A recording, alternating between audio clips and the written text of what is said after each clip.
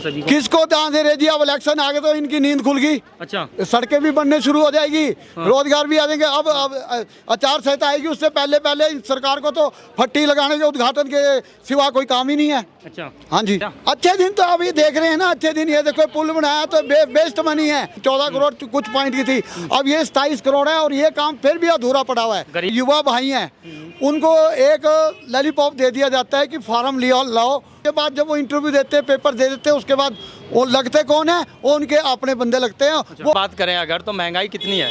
महंगाई तो भाऊ जी ऐसा है कि महंगाई इतनी है कि ताबड़तोड़ में महंगाई है। जो रोज कुआं खोदता है, रोज कमाता है, उसके लिए बहुत महंगाई है। वाले हो कौन कौन से मुद्दे होने वाले हैं? मुद्दे की बात करें तो मुद्दे तो बहुत है। अच्छा, मुद्दे इतने हैं कि भी गिनवाना मुश्किल है। और दूसरी बात, आप पूछ रहे हैं कि भी इलेक्शन हो रहे हैं तो मुद्दे तो इतने हैं कि भी आप गिनना मुश्किल हो जाएगा। कौन कौन से हैं? एक दो गिनवा दीजिए। सब एक दो नहीं है, मैं आपको बहुत गिनवा रहा हूँ। अच्छा, एक मुद्दा तो ये है कि ढली जब रोड जाता है ना, ढली से, वो गड्ढों का रोड है। अच्छा। बिल्कुल गड्ढे हैं, कोई रोड अभी तक ठीक नहीं हुआ। जबकि एप्पल जो सेब सीजन है वो निकल गया है और हमारे जो किसान भाई हैं उनको आने में बड़ी दिक्कत हो रही है। ठीक है। दूसरा एक संजौली का मुद्दा है। एक हमारे यहाँ लाइब्रेरी है, लाइब्रेरी अभी नई बनाई गई थी और एक लाइब्रेरी पुरानी है। उसके साथ ही एक लैटरिन का काम उन्होंने शुरू किया था। शुरू करने के बाद उन्होंने उस लैटरिन को फिर बंद कर दिया रोड।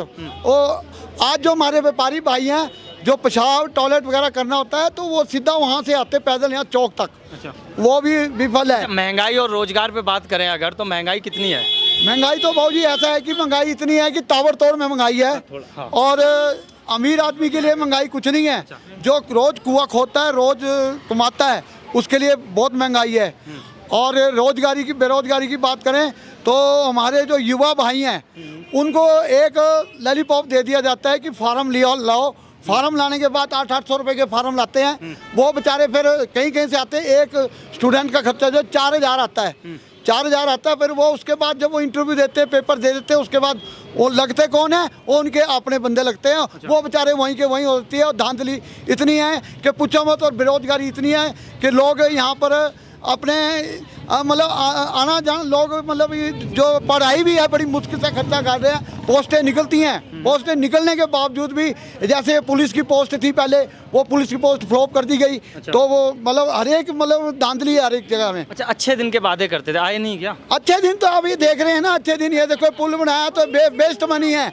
और ये अभी यहाँ पे जो ये पुल सड़क के द्वारा ये छत लगी थी, ये 14 करोड़ पॉइंट की थी, 14 करोड़ कुछ पॉइंट की थी। अब ये 27 करोड़ है और ये काम फिर भी अधूरा पड़ा हुआ है। गरीबों की सरकार बताई जाती थी, गरीबों के लिए क्या किया? गरीबों को कुछ नहीं मिल रहा। गरीबों की सरकार वो बोलते हैं अच्छे दिन आएंगे। अच्छे दिन तो दूर की बात है। यहाँ सिलेंडर देखो कितना महंगा हो गया है। अब वो देखो जी, जो जब यहाँ पे सिलेंडर जो है 150 रुपये कुछ बड़ा था तो उन्होंने सिलेंडर भी लिए थे। और सब्जियां महंगी हुई थी, सब्जियां हार पा करके घूम रही थी वो कि भी इतनी महंगाई है। आज कहाँ सोई हुई है, आज वो नेता कहाँ सोए हुए हैं? स्मृति ईरानी की बात कर रहे हैं शायद? हाँ, स्मृति ईरानी की बात कर रहा हूँ। अच्छा। वो कहाँ सोए हुए हैं? क्या लग रहा है अभी जो आपने एम्स भी तो दिया है, आपको एम्स दिया है और 3650 करोड़ रुपये और भी चीज़ें दी हैं, मोदी जी ने सौगातें दी हैं, शिलान्यास किया है। वो जिनके उनकी जो योजनाएं हैं जो भी हैं वो उनको ही फायदा है। और जो योजनाएं का आम पब्लिक को तो पता ही नहीं है कि फायदा हो रहा है कि नहीं हो रहा है। जो मकान की बात कर रहे हैं, मकान भी उन्होंने अपने बंदों को ही दिए, जो उनके प्रधान है कोई कुछ है उनको दिए, बाकी किसी को नहीं दिए। बीजेपी से इतनी नफरत क्यों हैं? बीजेपी से इतनी नफरत क्यों? बीजेपी की नफरत नहीं है, बात इंसाफ की है। अब वो में अब हमारे नेता, बड़े नेता बोल के गए हैं। अभी रैली थी, उन्होंने बोला कि हमने हॉस्पिटल बनाए, इतनी दवाइयाँ बनाई, इतना वो सब कुछ करा। एक फादर है, अपने बच्चों को पालता है ना, वो फर्ज है। वो जैसे हमारे प्रधानमंत्री है, वो पब्लिक को बचाना उनका फर्ज है। अच्छा। मुद्दा नहीं है कोई। वो तो कहते हैं मैं हिमाचल का बेटा हूँ, वो मानते हैं वो हिमाचल के बेटे हैं। पर हिमाचल को लिए उन्होंने दे रहे हैं, वहाँ तक नहीं पहुँच रहा है। जो भी सुविधाएं हैं, दवाइयाँ हैं, कुछ भी हैं, वो सिर्फ चमचों तक ही सहमत रह गई है, एक आम आदमी तक नहीं पहुँच रही है। नहीं पहुँच रही है। हाँ जी। लेकिन उनका कहना साफ यही है कि हम आम आदमियों के साथ खड़े हुए हैं और सभी की हर ज़रूरतों को पूरी कर रहे हैं। अरे जरूरत तो उनकी हो रही है जो उनके खास बंदे हैं। अच्छा, बाकी आम आदमी की बताओ कि एक भी जरूरत हो, कोई काम किया हो तो बताओ। अच्छा, रोजगार मिला नहीं है क्या? रोजगार बेरोजगार बहुत है यहाँ पे, कमी नहीं है बेरोजगार की तो। अच्छा, अभी आई हैं, अभी थोड़ा इंतजार करिए, रोजगार दे रहे हैं धीमे धीमे सभी को। किसको ध्यान दे रहे जी? अब इलेक्शन आ गए तो इनकी नींद खुल गई, अच्छा, सड़कें भी बनने शुरू हो जाएगी, रोजगार भी आ जाएंगे। अब आचार संहिता आएगी, उससे पहले पहले सरकार को तो फट्टी लगाने के उद्घाटन के सिवा कोई काम ही नहीं है। अच्छा, हाँ जी, और कोई काम नहीं कर रहे? बात काम क्या करे, पैसा पीछे से आ रही है, जो पीछे योजनाएं थी उन्होंने इन्होंने जारी रखा, बाकी जो पैसा आ रहा है दे रहे हैं वो मिसयूज हो रहा है। और 7 साल में कौन से 7 साल की बात कर रहे हैं आप? 7 साल की काम नहीं हुआ। अच्छा, अभी आप कह रहे हैं कि भी काम हो रहा है, अभी ये जब इलेक्शन आए तभी आंखें खुली हुई हैं, बाकी कोई अभी 7 साल से पीछे सड़कें थी, गड्ढे थे, इतने वो थे, पब्लिक परेशान थी, बताओ क्या करा। और यहाँ पे बंदे अभी जाते पैदल तो क्या है, कुछ भी नहीं है। अच्छा, 5 साल में कुछ तो काम किया होगा, 1-2 काम तो किए होंगे। 1-2 काम क्या काम करवाए? हम कोई काम नहीं हमारे सामने नजर आ रहा अभी तक। ये देखो ये पूरे अधूरे काम है, जो भी काम कर रहे हैं अधूरे काम है, अभी कोई पूरे काम कोई नहीं है। अच्छा भैया जी, 5 साल रुकिए तो चलिए वो बात नहीं कर। और भैया जी खड़े हैं, भैया जी सुनिए। हाँ जी सर। अभी पिछले 5 साल से बीजेपी है यहाँ पर हिमाचल में, तो क्या क्या काम हुए हैं? भैया कुछ भी नहीं, हमारी समझ से तो कोई भी काम नहीं हुआ है। कोई भी काम नहीं? कोई नहीं काम हुआ।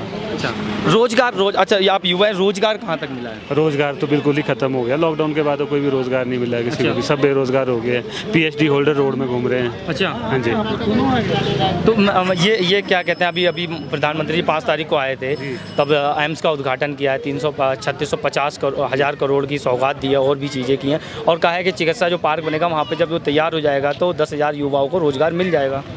तो वो सब घोषणाएं हैं सर, जब होगा तब देखेंगे, नहीं होगा अभी तो कुछ कह नहीं सकते। अच्छा, महंगाई की हम बात करें तो कहाँ तक है? महंगाई तो काफ़ी बढ़ गई है, आपके सामने कितना सारे बढ़ गई है। अच्छा, बहुत ज़्यादा तो इस बार फिर महंगाई। युवा क्या मुद्दे रहेंगे युवा के लिए वोटिंग के टाइम? कुछ चेंजिंग चाहेंगे सर। चेंजिंग चाहिए। मुद्दे किन मुद्दों के साथ? महंगाई, बेरोजगारी, हाँ। और करप्शन, भ्रष्टाचार, नशा।